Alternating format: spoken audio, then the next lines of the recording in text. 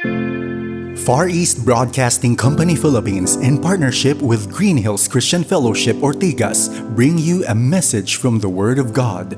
Together, let us know Christ and make Him known. Isang mapagpalang hapon po sa ating lahat. Welcome to the 3 p.m. worship service dito po sa Green Hills Christian Fellowship. This afternoon, we also continue the lighting of the Advent candles. Tatawagin ko po ang Tan family as they lead us this afternoon bago po tayo manalangin at umawit ng sama-sama bilang pagsamba sa Panginoon. Let's have the Tan family at this point.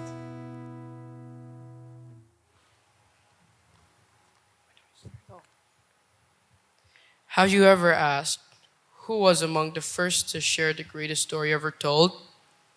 Off the bat, I would say John the Baptist, or even the disciples in Acts after the resurrection of Jesus. I believe it's the lowest of people at that time, the shepherds.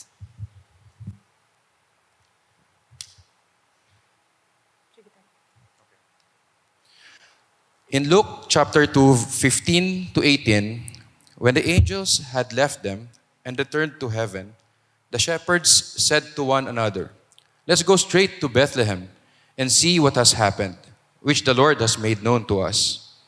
They hurried off and found both Mary and Joseph and the baby who was lying in the manger. After seeing them, they reported the message they were told about this child, and all who heard it were amazed at what the shepherds said to them. They did not attend seminary, nor had the privilege of attending evangelism training. But they had a willing heart to witness what happened and reported the message told to them about Jesus. And God worked in the hearts of those who heard, and so should we. Buksan po natin ang ating mga banal na kasulatan. Sa Genesis chapter 3, babasahin po natin ang isang verse lang. Genesis chapter 3, verse 15. Genesis 3:15. At sa inyong mga Pew Bible, nasa page 3 po siya. No? Buksan po ninyo yung mga Pew Bible dyan sa harap ninyo. Isang verse lang po ang babasahin natin. Verse 15 ng chapter 3 ng Genesis. Sabay-sabay po. I will put enmity between you and the woman, and between your offspring and her offspring. He shall bruise your head, and you shall bruise his heel. Pagpalain nawa ng Panginoon ang kanyang salita. Tayo po'y manalangin. Panginoong Diyos na makapangyarihan sa lahat, kayo po magpala ng aming oras, nagugugulin para pag-aralan ang inyong salita. Kayo po ang magpala ng bawat isa, ang aming mga puso't isipan, upang kami ay magkaroon ng kaliwanagan at pag-unawa, Panginoon. At higit sa lahat, pagsunod sa iyong mga instructions para sa amin. Ito ang aming samot dalangin sa pangalan ni Jesus. Amen. Maaari na po kayong maupo. Meron po tayong maikling series ng mga mensahe na patungkol sa Kapaskuhan. At ito po ay kukunin natin sa lumang tipan. Hindi po karaniwan po yun kasi madalas po ang mga passages na ginagamit para sa mga sermon tungkol sa Pasko ay galing sa bagong tipan. Ngunit ang plano po ng ating Diyos, ang kanyang programa para sa ating kaligtasan ay hindi nag-uumpisa sa bagong tipan, kundi bago pa nag-umpisa ang lahat.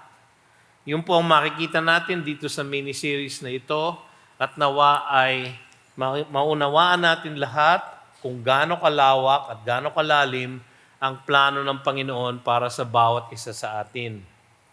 Ang title po ng ating mensahe ngayong hapon ay Ang Pangakong Tagumpay ng Tagapagligtas.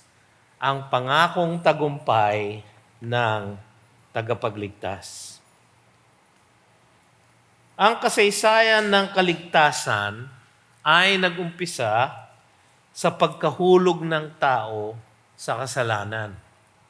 Kaya nagkaroon ng pangangailangan na tayo ay iligtas sapagkat tayo ay nalugmok sa kasalanan at sa kapahamakan. Ang isang tanong ng marami ay, tayo ba ay nililigtas sa ano? Saan ba tayo nililigtas ng ating Diyos? Ang sagot, mga kapatid, ng karamihan ay tayo ay nililigtas mula sa impyerno. Hindi po sapat yung sagot na iyon. Mga kapatid, tayo po ay nililigtas ng ating Diyos, hindi lamang po sa impyerno, kundi sa kapangyarihan ni Satanas, sa kapangyarihan ng kasalanan, at sa katiyakan ng kapahamakan sa ating buhay. Sa isang banda, mga kapatid, ang ating kaligtasan, iniisip natin, ay para sa ating sarili. Hindi po. Sapagkat ang niluluwalhati natin sa ating kaligtasan ay ang ating Diyos na siyang nagliligtas sa atin. So nililigtas niyo po tayo sa kapangyarihan ni Satanas, ng kasalanan, at sa katiyakan ng kapahamakan. Sa isang banda, nililigtas niya po tayo mula sa kanyang puot, sapagkat napopuot ang ating Diyos sa mga kampon ni Satanas, sa mga naaalipin ng kasalanan, at dahil doon tiyak ang kapahamakan ng lahat ng gayon. Ngunit dahil sa pag-ibig at kahabagan ng ating Diyos, gumawa siya ng paraan. Gumawa siya ng paraan upang mapagtagumpayan ng kanyang piniling tagapagligtas ang lahat ng pakikipagtunggali ng kalaban. Merong kalaban ang ating kaluluwa. At dito natin siya makikita. Makikita rin natin kung paano tiniyak ng Diyos ang kanyang pagkatalo. Sabi sa Romans chapter 5 verse 18 ay ganito, "Therefore, as one trespass led to condemnation for all men, so one act of righteousness leads to justification and life for all men." Dito po sa ating teksto, ipinangako ng Diyos, yaong tatayo na magtutuwid ng lahat at magliligtas sa atin. Sa takdang panahon, pumasok sa kasaysayan ng sangkatauhan ang anak ng Diyos upang tubusin ang mga hinirang na anak ng Diyos mula pa sa ugat ng panahon. Ang sabi sa Galatians chapter 4 verses 4 and 5 ay ganito, "But when the fullness of time had come," nung dumating ang tamang panahon, "God sent forth His Son, born of woman." Makikita natin to sa pangako niya. "Born under the law, to redeem those who were under the law, so that we might receive adoption as sons." Ang sabi sa Ephesians chapter 1, verses 4 and 5 ay ganito, "Even as He chose us in Him." Kailan? "Before the foundation of the world, that we should be holy and blameless before Him. In love, He predestined us for adoption to Himself as sons through Jesus Christ, according to the purpose of His will." Merong plano ang Diyos. Hindi siya nasorpresa nung nahulog ang ating mga ninuno si Adan at si Eva doon sa Garden of Eden. Hindi siya nasorpresa na sila ay na-deceive ng ating kalaban. Walang sorpresa sa ating Diyos. Siya ay omniscient. Nalalaman niya ang lahat. At meron siyang plano dahil sa nangyaring kahinaan ng ating mga ninuno. Una, tignan natin ang pagkahulog sa kasalanan ng ating mga ninuno. Siguro umpisahan natin sa Genesis chapter 3, verse 6. Kung meron naman kayong hawak na Bible, siguro umpisa natin sa chapter 3, verse 1. No? So, alam ko, wala sa screen yung chapter 3, verse 1, pero nasa Bible naman natin eh. No?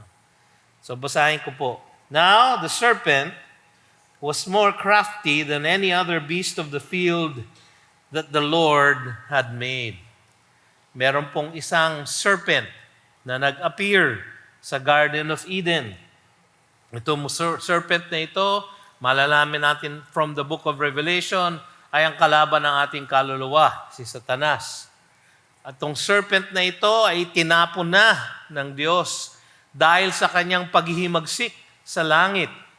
Dahil siya, ayon sa Ezekiel 28, at siya, ayon sa Isaiah chapter 14, ay naghimagsik sa Diyos dahil siya, ninasa niya na siya ang maitaas sa kaitaasan at maging Diyos na katulad ng lumikha sa Kanya. Datapwat, siya ay tinapon, kaya ngayon, siya ay isang serpent. Nagmistulang isang serpent sa Garden of Eden. He said to the woman, "Did God actually say you shall not eat of any tree in the garden?" Hindi naman sinabi ng Panginoon yun, di ba? Ang sabi nga niya, "You shall eat from all of the trees of the garden." Nagpahanda siya ng isang buffet sa Garden of Eden. Except, sabi niya, isang puno, yung tree of the knowledge of good and evil. Yung punong yon, huwag kayong kakain doon. So lahat pwera lang yon. So sa umpisa pa lang, mali na ang sinasabi ng demonyo. And the woman said to the serpent, "We may eat of the fruit of the trees in the garden, but God said, you shall not eat of the fruit of the tree that is in the midst of the garden, neither shall you touch it, lest you die." Yung ba talaga ang sinabi ng Panginoon? Tignan natin sa chapter 2, verse 17. Kung ano talaga ang sinabi niya. And the Lord God commanded the man saying, so ang unang kausap ng Diyos si Adam, hindi si Eve. Wala pa si Eve eh. Hindi pa siya ginagawa. Verse 16. And the Lord God commanded the man saying, chapter 2, you may surely eat of every tree of the garden, but of the tree of the knowledge of good and evil you shall not eat, for in the day that you eat of it, you shall surely die.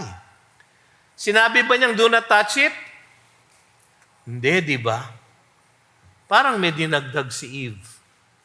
O kaya, siguro inisip ni Adam, baka magpunta dun si Eve at subukan niya yung fruit. Kaya sasabihin ko sa kanya, huwag mong hawakan. So, nagdagdag na. Nadagdagan ng command. But the serpent said, sabi sa verse 4, chapter 3, you will not surely die. Loko yun, no? Loko yung serpent eh. No? Niloloko niya si Eve. You shall not surely die. For God knows that when you eat of it, your eyes will be opened and you will be like God, knowing good and evil. So, ayan, nasa verse 6 na tayo. No? So, when the woman saw that the tree was good for food, and that it was a delight to the eyes, and that the tree was to be desired to make one wise, she took of its fruit and ate. Patay. Lagot na. And she also gave some to her husband who was with her, and he ate. May nangyaring mali dito, no? Kasi alam nyo, unang create si Adam para protektahan si Eve. Sa kanya unang binigay yung command para i-instruct si Eve. Pero imbis na siya ang namumuno sa kanyang maliit na pamilya, si Eve ang nakikipag-usap sa isang serpent sa garden. Bakit hindi si Adam ang nakikipag-usap? Bakit si Eve? Parang nabaliktad ang kanilang role. At marahil dahil doon, nagkaroon ng kahinaan sa ating mga ninuno at sila ay nahulog sa kanilang pagkakasala. Alam nyo, nagumpisa yung kasalanan sa puso ni Eve nung sinabi sa kanya ng demonyo na nagmistulang isang serpent. Sabi niya, you will not surely die. So nagbigay siya ng doubt. Tapos sinabi niya, kaya sinabi ni God yan, para kayo hindi maging katulad ni God. So nag-isip-isip si Eve. Anong nangyari sa kanya? Alam niyo mga kapatid, sa 1 John chapter 2 verse 16, meron sinulat si Apostle John. Ito yung una niya sa 3 letters na pinadala niya sa lahat ng mga mananampalataya upang maging isang test kung sila ay tunay ngang mananampalataya. At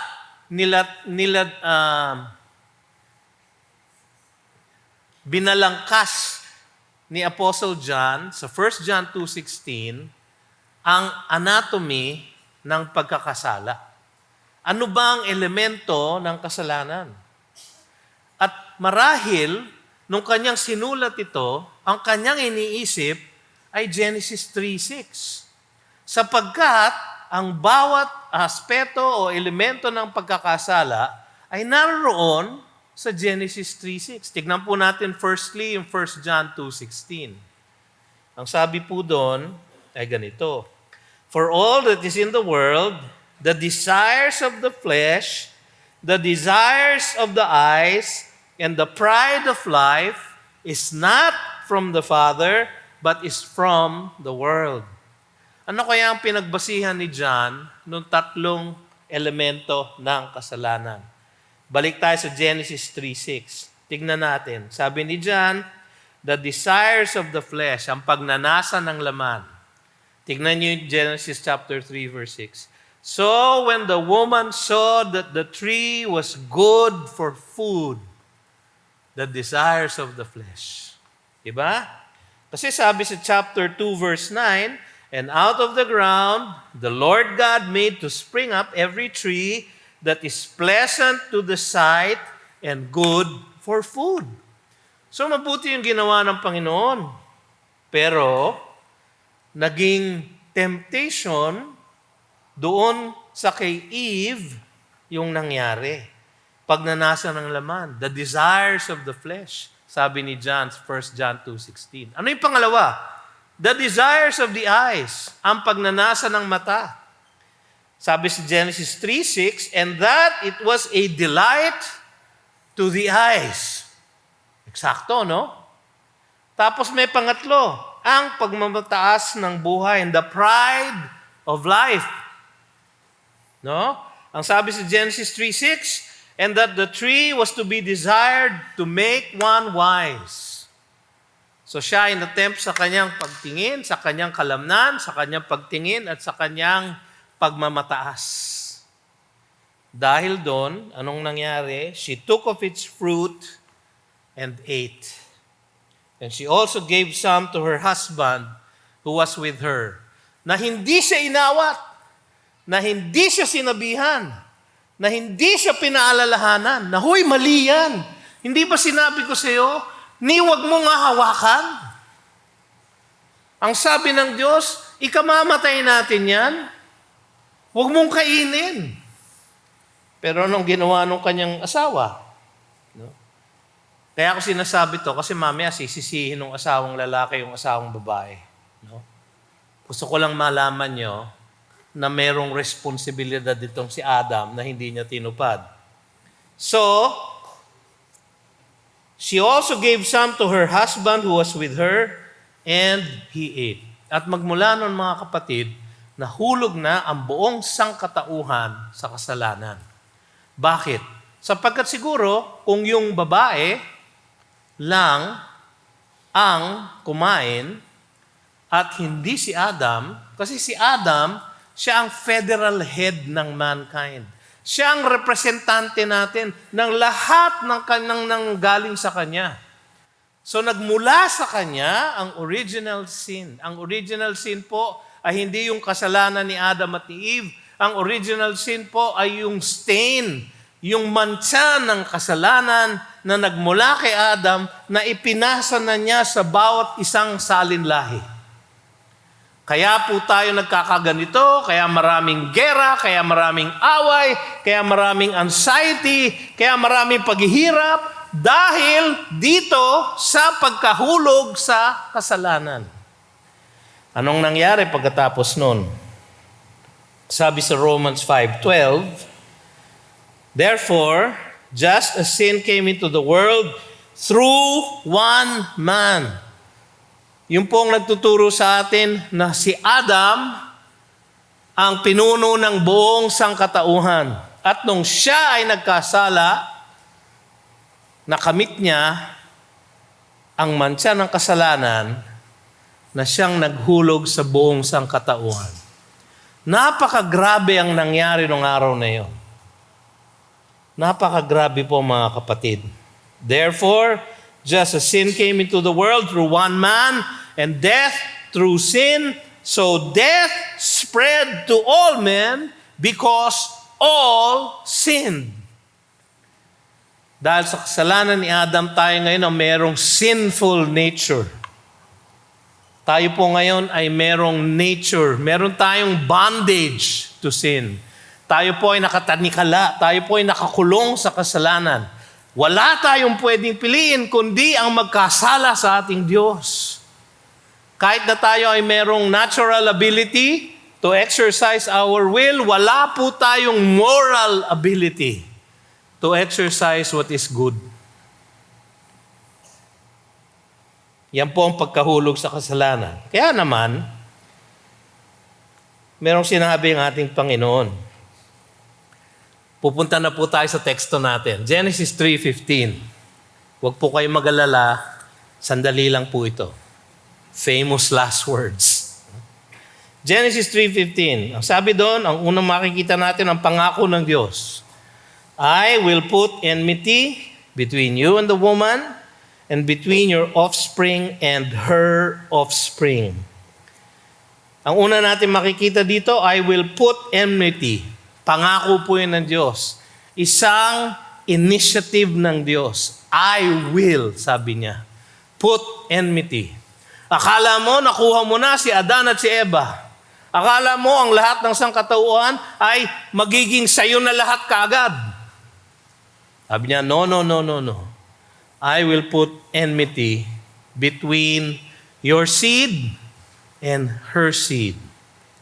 Merong pong gera na nagumpisa. Yung pong ibig sabihin ng enmity, hatred, hostility, no? Pag-aaway, nagkaroon ng labanan, ng pakikipaglaban nung umpisa. Kaya nag-umpisa na ang pakikipagtunggali ng kalaban nating si Satanas.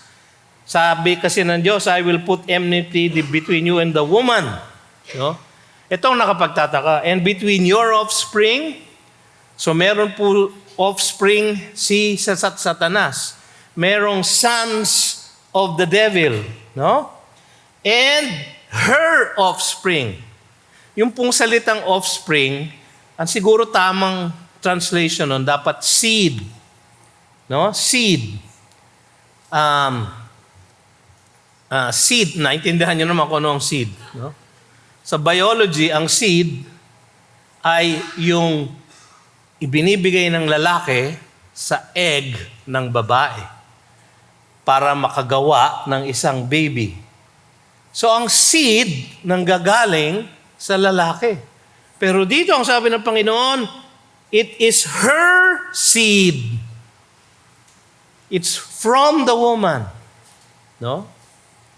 Pero kung makikita natin ito sa pagkakapanganak ng ating Panginoon, ang sabi sa Kanya, tungkol sa Kanya, sa Matthew chapter 1, baka gusto niyong pumunta doon, no? Matthew chapter 1, may pangako, merong kinuwento dito yung anghel kung paano mabubuntis ang isang birhen.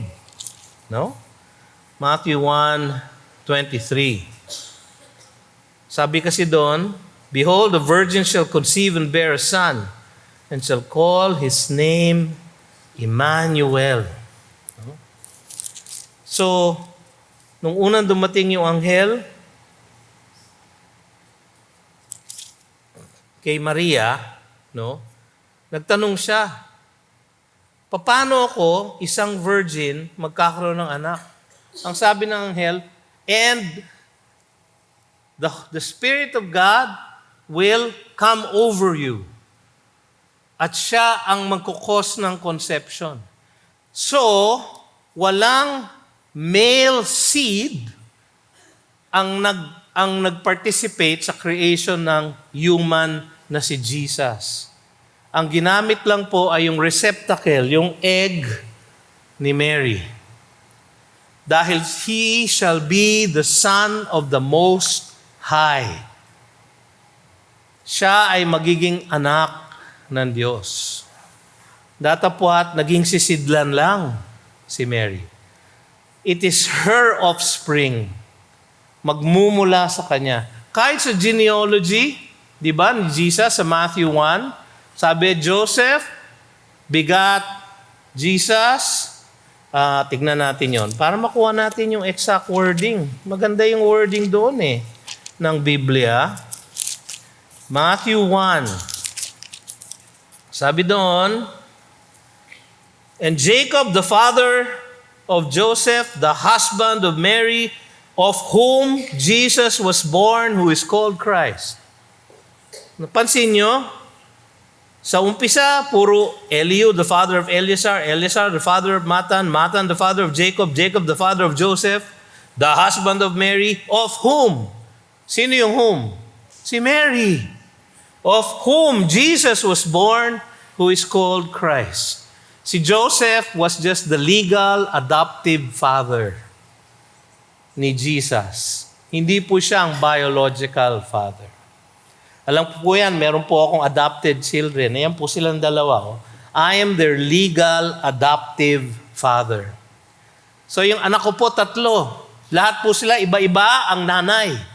No? Hindi magandang pakinggan, ano? Ang lahat ng anak ko, iba-iba ang nanay. Si Bebet din, ang lahat ng anak niya, iba-iba ang tatay. Mas hindi maganda pag siya ang nagsasabi. No? Pero legal adoptive father lang po ako, katulad ni Joseph kay Jesus. Siya ay nagmula kay Mary. So yung isang seed ni Mary, ang dapat labanan ni Satanas. At sinubukan niyang makipagtunggali. So makikita natin ang pakikipagtunggali ng kalaban. Genesis 4:8. Ang sabi doon, Cain spoke to Abel, his brother, and when they were in the field, Cain rose up against his brother Abel and killed him. The first murder in the Bible. So inimpluwensya ng Satanas si Cain at pinatay niya ang kanyang kapatid na lalaki na si Abel. Yan ang isang pakipagtunggali niya. Sa Exodus chapter 1 verse 16, si Pharaoh, sinubukan niyang patayin ang lahat ng Hudyo. When you serve as midwife to the Hebrew women, ang utos niya sa lahat ng midwife, and see them on the birth stool. If it is a son, you shall kill him. But if it is a daughter, she shall live. Mabuti na lang makadiyos ang mga Hebrew midwives at hindi sila sumunod sa utos ng hari, kundi sumunod sila sa utos ng Diyos. So nakikipagtunggali ang kalaban. Sinubukan niyang patayin ang lahat ng Hebrews. Gusto niya kasing patayin yung bata na magiging si Moses. Alam niyo kung saan lumaki si Moses? Sa ilalim ng kanyang ilong. Sa pamamahay niya. Kasi ginawa ng Diyos na siya ay ma-adopt ng kanyang sariling anak, yung princess. So si Moses, na kinatatakutan niya na gusto niyang patayin, ay lumaki sa kanyang tahanan. Ang galing ng Panginoon, ano? Ang galing ng ating Panginoon.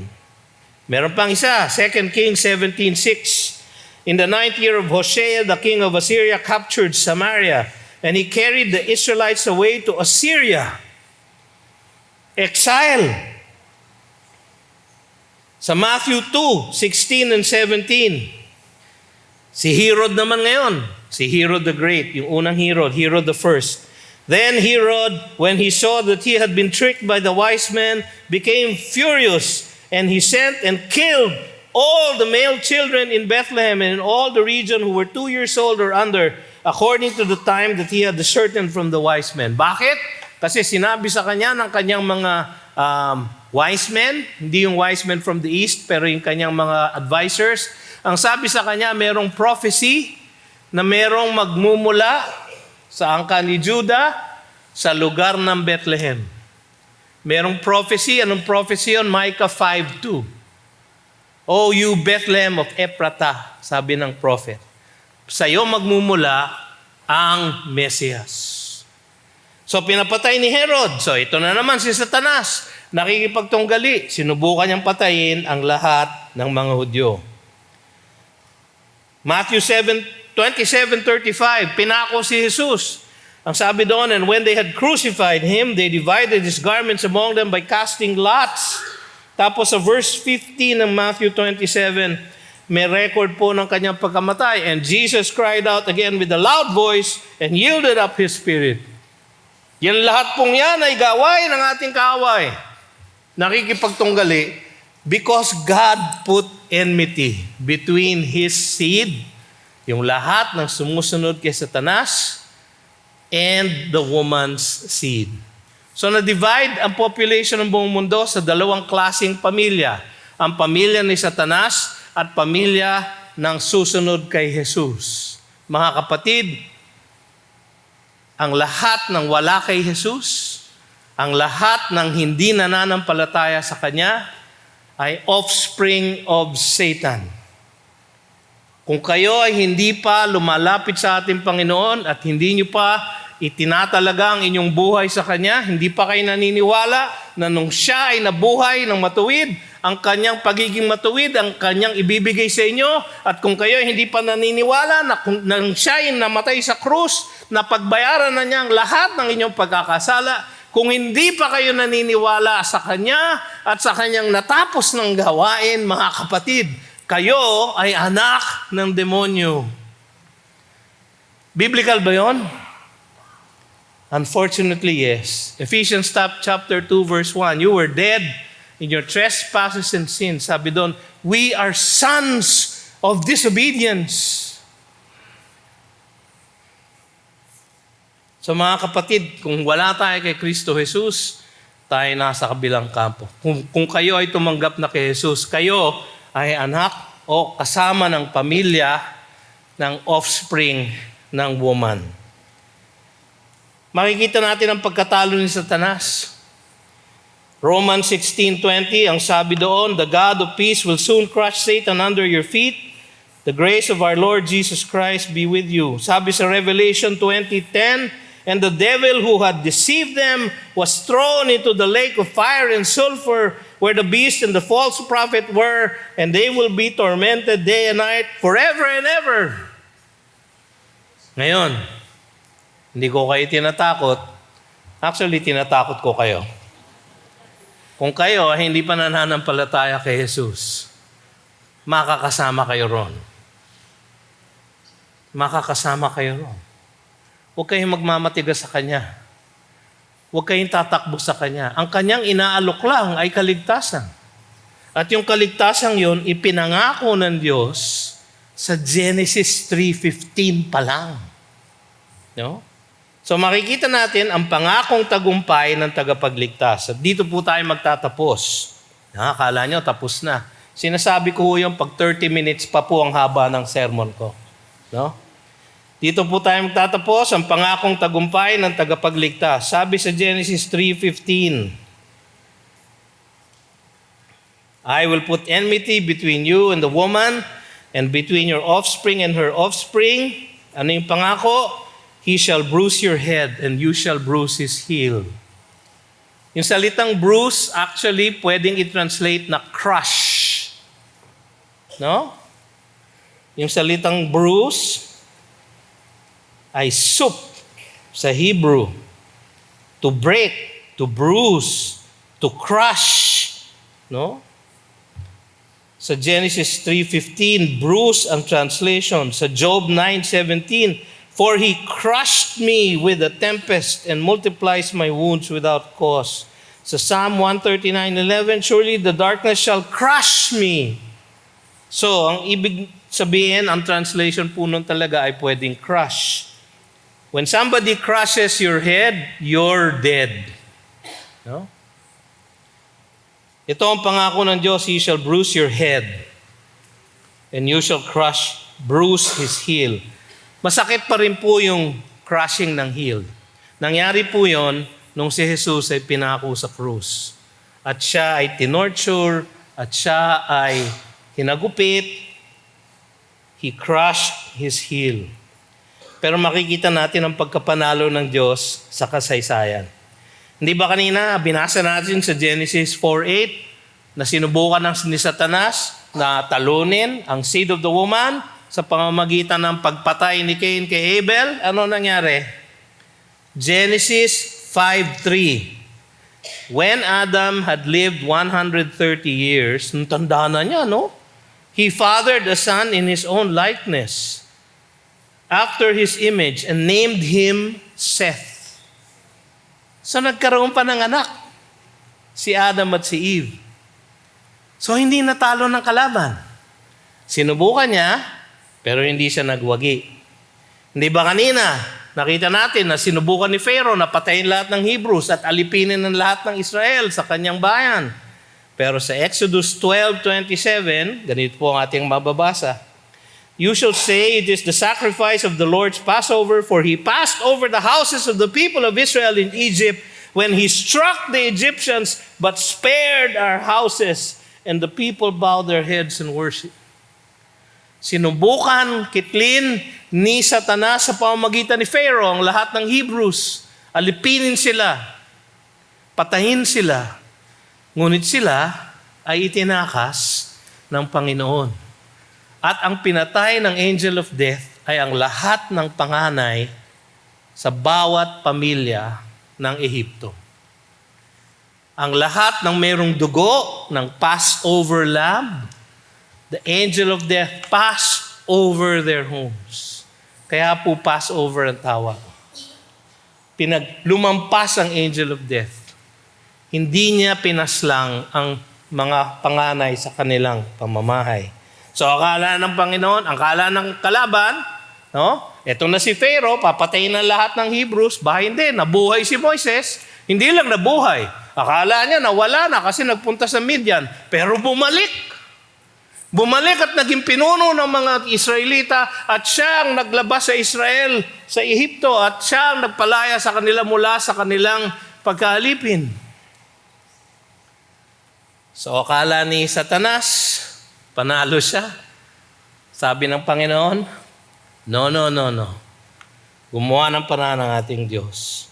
Hindi ba kanina, binasa natin kanina 2 Kings, napunta sa Assyria ang northern tribes ng Israel. Napunta sa Babylon ang southern tribes ng Judah. No? Pero basahin natin yung Nehemiah 7:6. These were the people of the province who came out of the captivity of those exiles whom Nebuchadnezzar, the king of Babylon, had carried into exile. They returned to Jerusalem and Judah, each to his own town. Akala ng kalaban, talo na sila. Hindi. Merong isang remnant na bumalik sa Jerusalem. Kaya bang talunin ng kalaban ng ating Panginoon? Hindi. Hindi niya kayang talunin. Sa Matthew chapter 2 verse 16, binasa natin, pinapatay ni Herod ang lahat ng 2-year-old boys, di ba? Kasi gusto niyang patayin, sino? Si Jesus. Pero nakalusot, di ba, si Jesus? Hindi lang yon. So pinatay niya sa krus.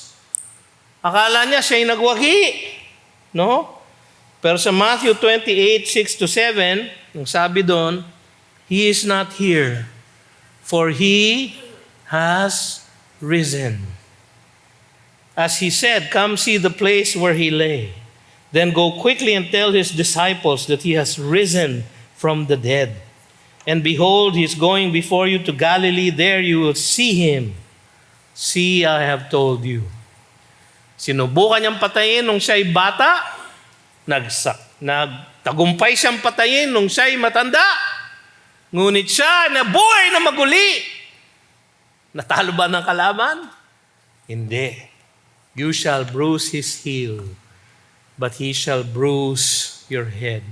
Nung si Jesus ay nabuhay nabuhay ng maguli, when he resurrected from the grave, nadurog ang ulo ni Satanas. Wala na siyang kapangyarihan na tayo ay talunin. Pero hindi pa siya na-execute. May pangakong tagumpay ng tagapagligtas. Di ba? Ang sabi sa Bible, the seed of the woman shall bruise your head. Nagpatuloy po yung trend na yun. Ang bala ko sana, iisa-isahin ko yung mga passages that show kung paano nagtuloy-tuloy yung pangakong yun. Pero matagal po yun. No? Baka abutin tayo ng 5:30 service. No? Kaya paiksihin ko na lang. Di ba sinubukan niyang patayin yung linya ni Adam, pero nagkaroon ng Seth. Magmula kay Seth sa chapter 5 ng Genesis, makikita niyo yung mga salin lahi hanggang kay Noah. Tapos sinubukan ng kaaway, napatayin ng buong sanlibutan. Ginawa nga ng Diyos, pinarusahan dahil sila ay naging masyadong masama. Sila ay lahat naging anak ni Satanas. Pwera lang, si Noah at ang kanyang mag-anak. So sila ay nilagay niya sa ark kasama ng mga hayop at sila ay nabuhay. Sa Genesis 9, pinangakuan sila ng Diyos na hindi ko ulit sisirain ang mundo sa tubig. At pag nakikita niyo yung rainbow, yan ang sign ng aking covenant sa inyo. Pagdating sa Genesis 11, nagkaroon ng genealogy ulit. Magmula sa anak ni Noah na si Shem. Kasi sa Genesis 9:23, si Shem, sabi, blessed be Shem. So si Shem, sa kanya nanggaling ang lahat ng Shemites or Semites. Sino po yun? Lahat ng Hudyo. Ang war ni Satanas ay anti-Semitism. Hanggang ngayon po, buhay po yun. Pero sinubukan niyang patayin. Sa Genesis 11, makikita niyo yung genealogy magmula kay Seth hanggang kay Terah. Sino po si Terah? Ang father ni Abraham. Kay Abraham, binigyan siya ng pangako sa Genesis 12:3, and of your offspring, all the families of the world will be blessed. Sa Genesis 22:18, inulit niya yun. And in your offspring shall all the nations of the earth be blessed, because you have obeyed my voice. Pansinin niyo, offspring, paulit-ulit. Your offspring. The offspring of the woman ang magtatagumpay. Sino ba yung offspring na yon? Galatians 3:16. Sabi ni Pablo doon, now the promises were made to Abraham and to his offspring. It does not say, and to offsprings, plural, referring to many, but referring to one, and to your offspring, singular. Sino yun? Who is Christ? Siya yung offspring. Sa Matthew chapter 1 verse 1, may genealogy si Jesus doon. Ang sabi doon, the book of the genealogy of Jesus Christ, the son of David, the son of Abraham. Siya yung offspring. Na-trace na natin magmula kay Eve, papunta kay Seth, papunta kay Noah, papunta kay Shem, papunta kay Abraham, ngayon papunta kay Kristo Jesus. Siya ang offspring. At siya ang nagtagumpay. Paano natin nalaman yon? Philippians 2:8-11. And being found in human form, he humbled himself by becoming obedient to the point of death, even death on a cross.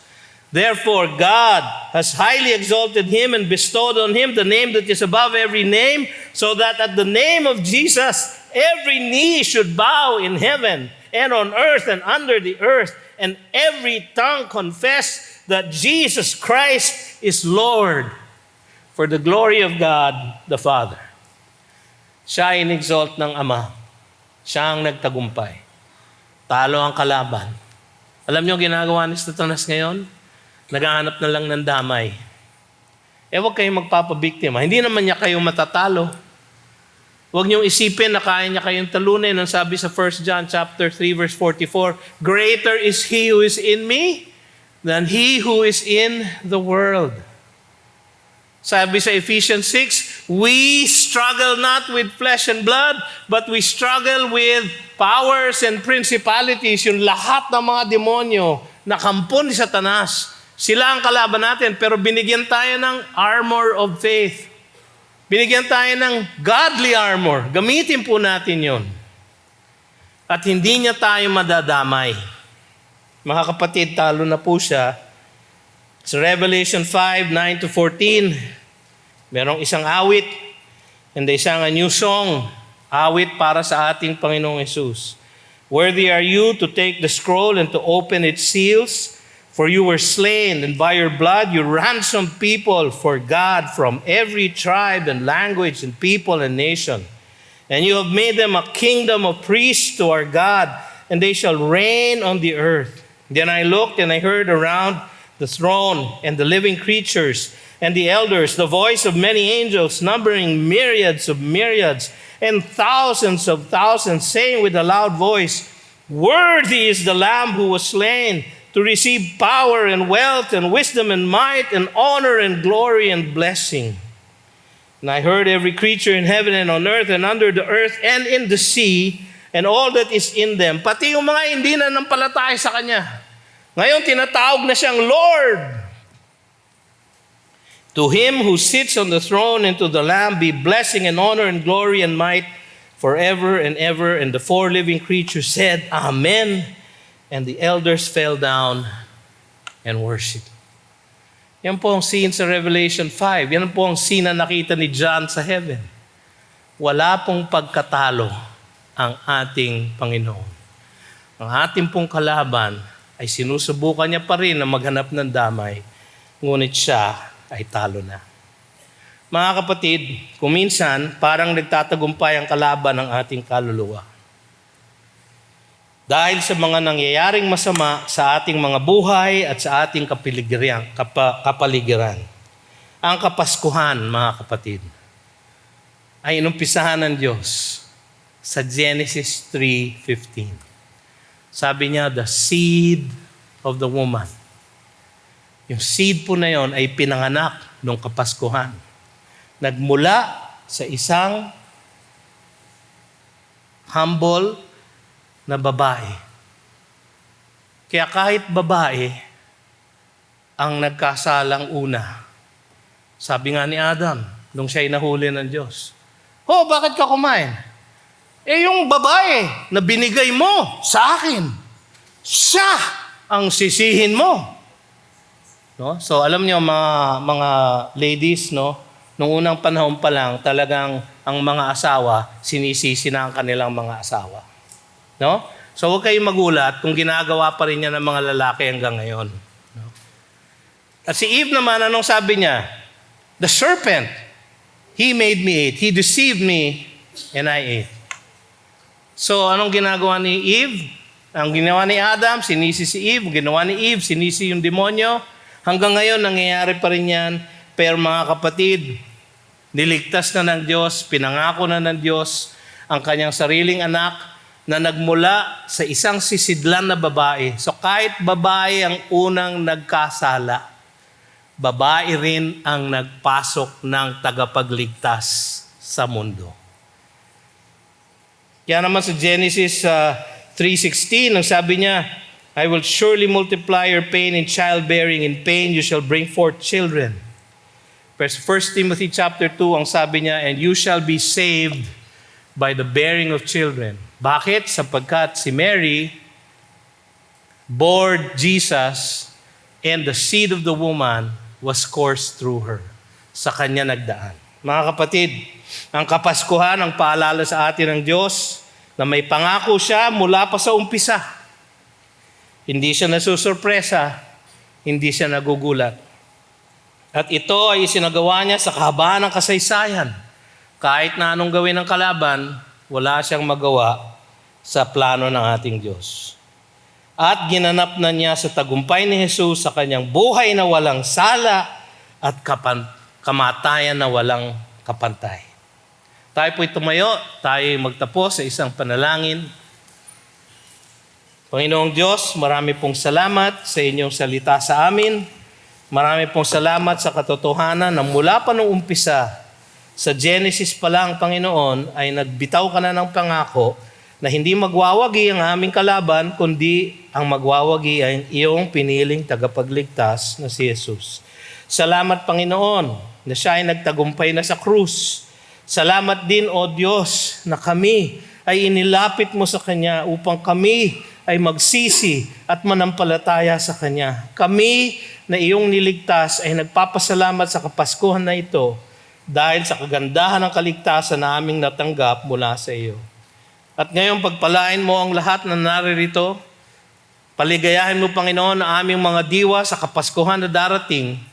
Nawa, Panginoon, sa aming pagdiriwang, ang aming ipagdiwang ay ang kaligtasan na iyong binigay sa amin sa pamamagitan ng Jesus. Sa Kanya ang lahat ng kaluwalhatian at kapurihan mula ngayon at magpakailanman. At ang lahat ay nagsabi ng Amen. Magandang hapon po. You've just heard a message from the Word with Green Hills Christian Fellowship Ortigas in partnership with Far East Broadcasting Company Philippines. We hope you can join us next week.